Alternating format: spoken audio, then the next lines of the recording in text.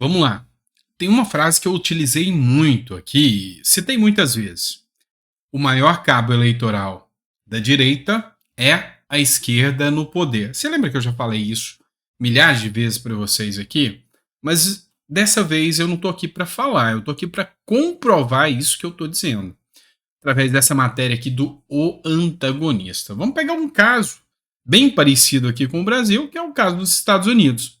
Desaprovação a Biden coloca Trump à frente na corrida presidencial. Vamos lá.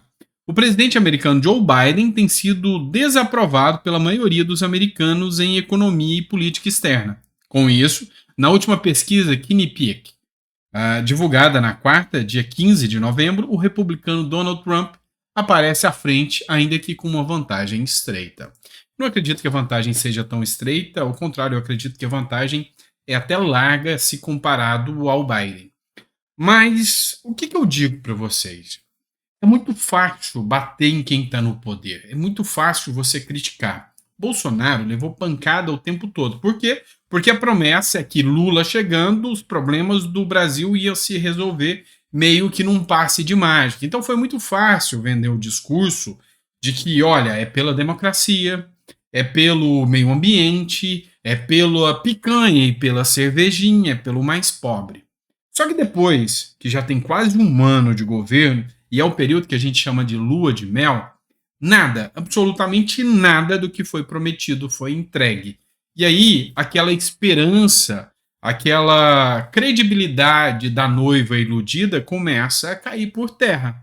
E aí, um divórcio é bem passível de acontecer. Seja o divórcio no meio do caminho, através do impeachment, ou o divórcio convencional da política, que acontece de 4 em 4 anos, por meio do voto.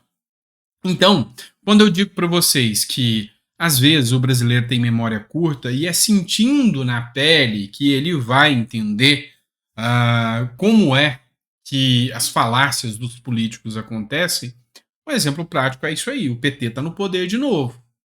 E aí, o que eu sinto é muita gente voltando atrás. Eu vejo influenciadores, muitos influenciadores voltando atrás, muitos influenciadores mudando o discurso, muita gente que eu conheço que votou no PT pela democracia, por um Brasil melhor, já perdeu a esperança, já viu que não está melhor. E, enfim, eu repito aquilo que eu digo para vocês: o melhor cabo eleitoral da direita é a esquerda no poder.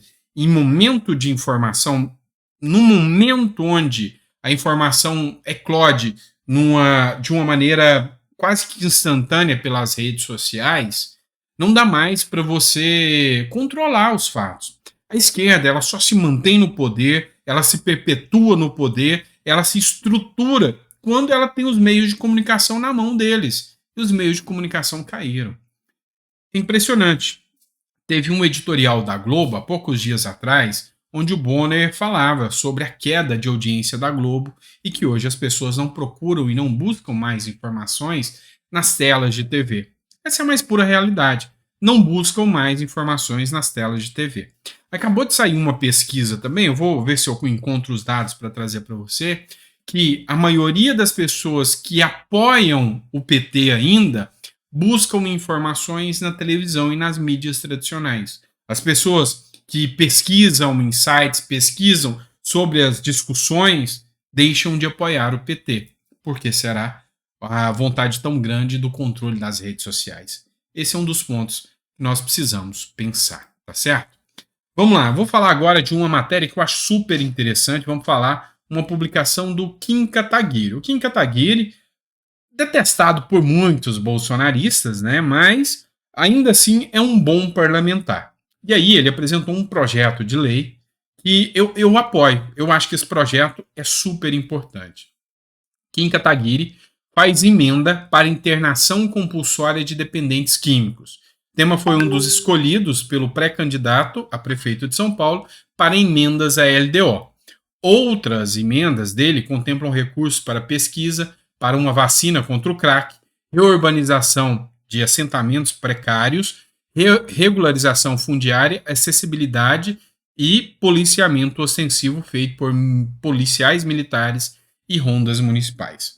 Tive um pouquinho de dificuldade para ler, porque ele passou esse borrão amarelo aí, né? Mas o importante é o seguinte: a solução para a Cracolândia não passa por cracos resistentes da vida.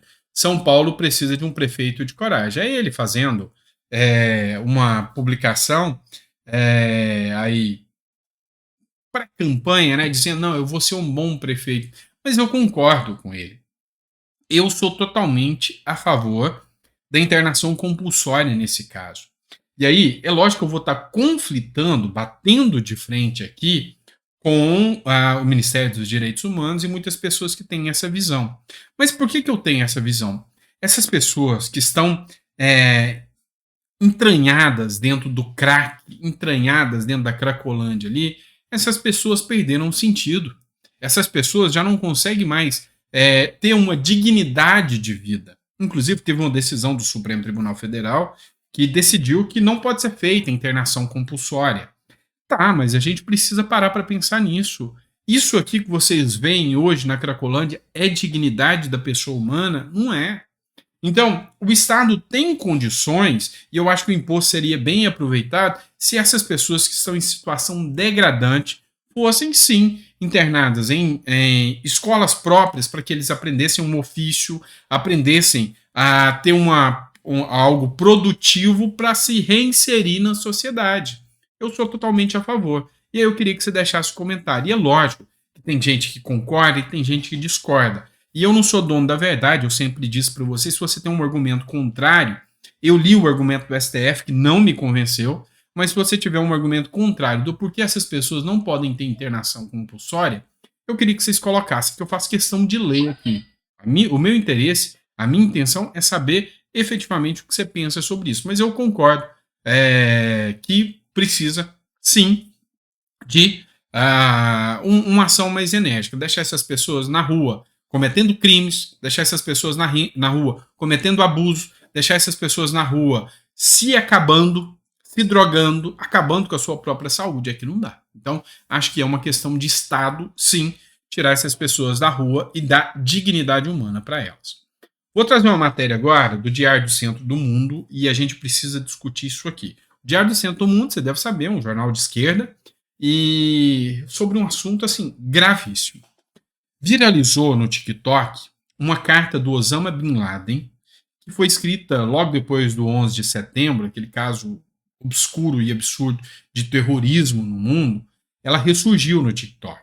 E aí, entre aspas, meus olhos foram abertos.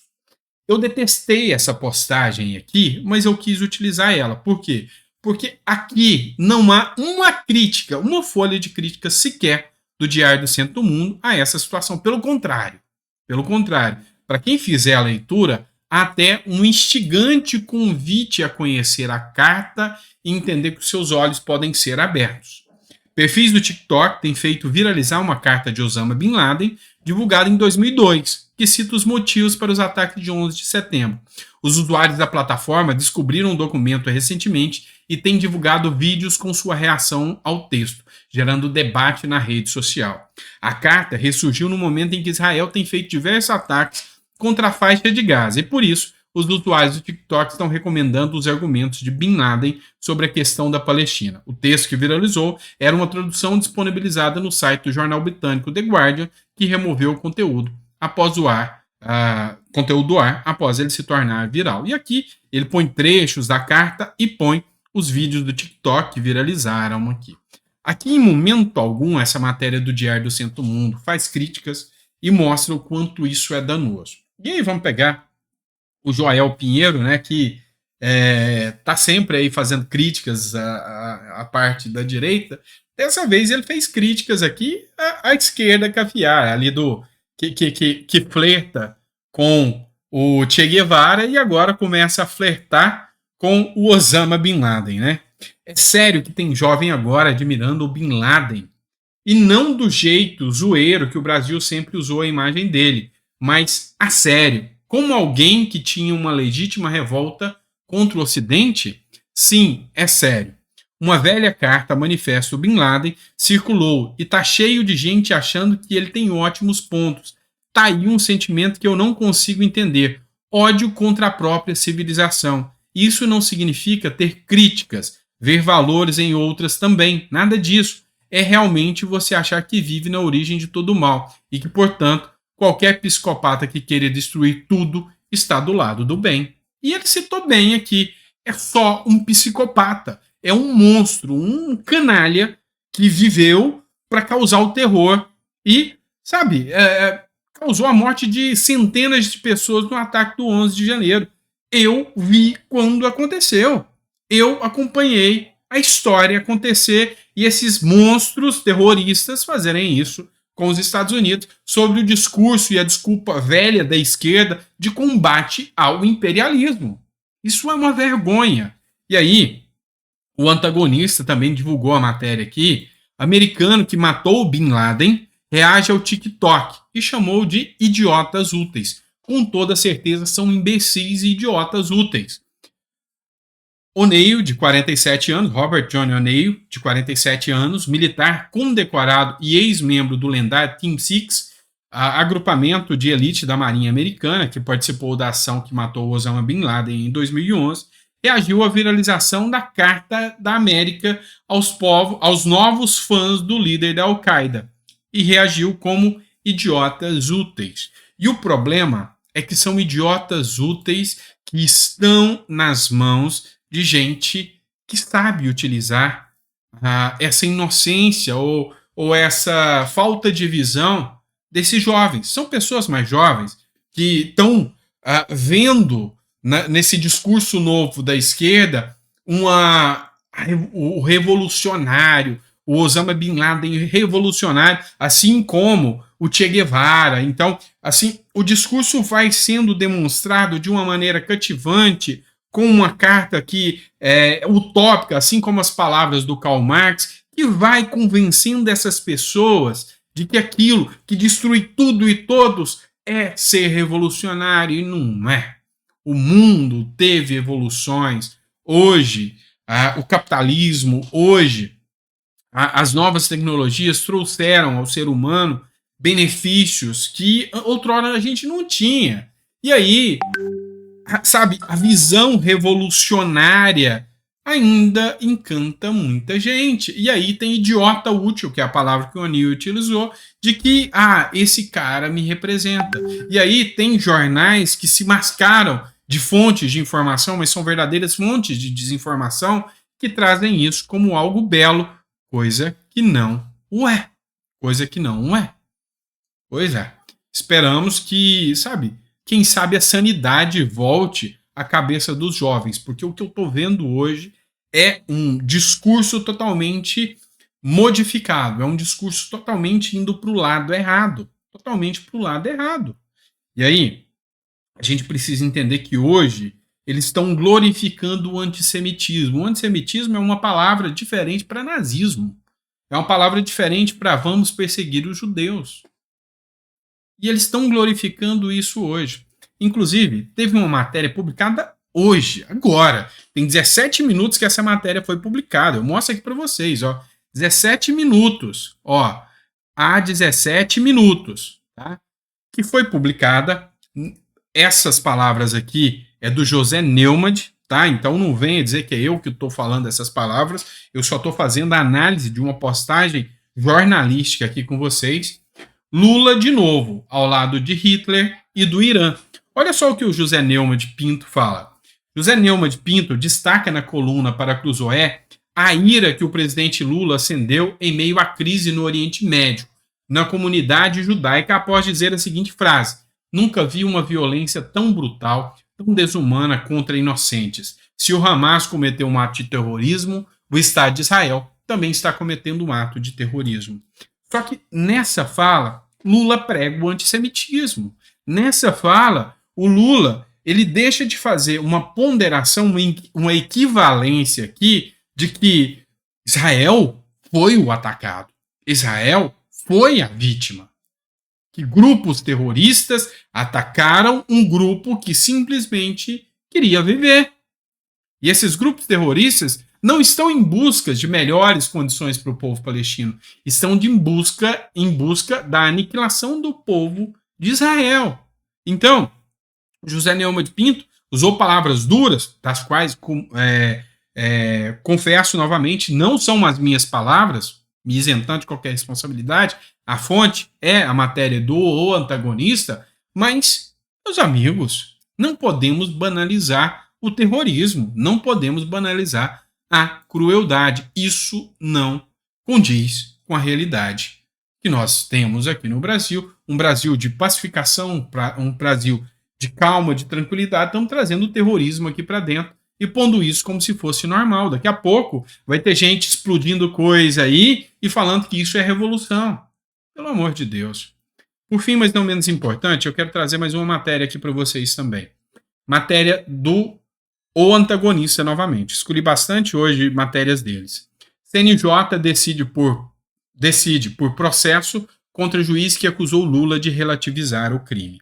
O Conselho Nacional de Justiça decidiu pela instauração de um processo administrativo, um PAD, contra o juiz José Gilberto Alves Braga Júnior, do Tribunal de Justiça de São Paulo. Ao proferir uma sentença em julho deste ano, o juiz citou a Bíblia e acusou o presidente Lula de relativizar o furto de celulares no Brasil.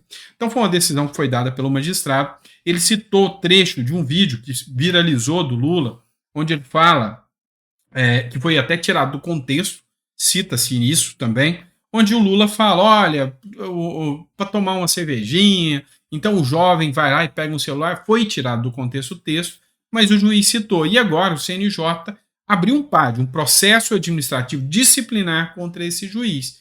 É lógico que teve críticas, é lógico que teve reações contrárias a essa decisão do CNJ aí contra o juiz, até porque o juiz, na sua decisão, tem um princípio no direito brasileiro que se chama a livre convicção do juiz. Então, com base na livre convicção do juiz, os fundamentos e os argumentos para esse juiz ter a convicção são tutelados principalmente dentro da Carta Constitucional. Então, a livre convicção do juiz é o exercício de um ofício dele. Então, tem que tomar muito cuidado sobre até onde você neutraliza ou não os poderes decisórios da livre convicção do juiz nos fundamentos, tá? Então, vamos lá bem. Não confunda o que eu estou falando. Então, olha, eu condeno com base no artigo tal. Essa é a parte dispositiva, tá?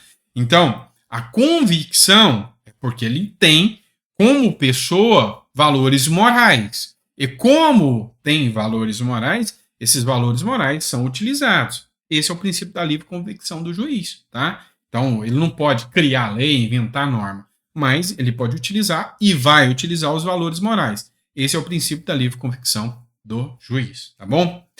É isso, pessoal. Espero que vocês tenham gostado do nosso editorial. A gente volta. Daqui a pouquinho a gente tem mais conteúdo para vocês, tá? Não vou atrasar, prometo. Às 9 horas eu tô aqui colocando mais um editorial para vocês. E aí, espero que vocês tenham gostado do nosso conteúdo. Não deixa de comentar, não. É sempre importante, tá bom? Grande abraço. Fiquem com Deus e até a próxima.